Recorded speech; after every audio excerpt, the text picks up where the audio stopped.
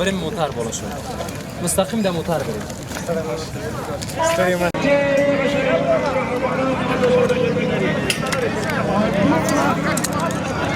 ما توانستیم در مسابقات بحرین المپیک آسیایی قهرمان بشیم و وقتی که به افغانستان برگشتیم با استقبال گرم و با شور اشتیاق مردم روبرو شدیم و ما اصلا انتظاری نداشتیم که مردم اینقدر از ما استقبال کنن و ما از اون استقبال مردم خیلی خوشحال شدیم. اتفاق میاره بین مردم، همه ما یکی هستیم، یک انسان هستیم و همه ما باید بین خود اتفاق داشته باشیم.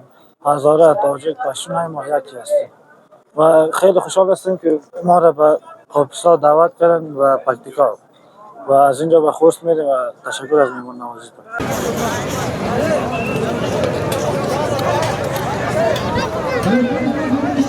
د هرکلي ته راغلي وو او موږ ډېر په دې ویاړو او فخر وکړو ځکه چې د فوټبال یې که د کرکټ یې هر لوبغاړی چې دا زموږ د افغانستان لپاره یو لوړ هدف ته ځان رسولی ده.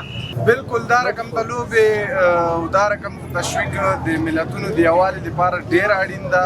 په دې سره تعصب ختمېږي، یعنې تاجک، هزاره، پښتون دا ټول چې دي دا ټول یو افغان ده، د یو افغانستان لپاره لوبه کوي او د افغانستان لپاره به بریاوې راوړي.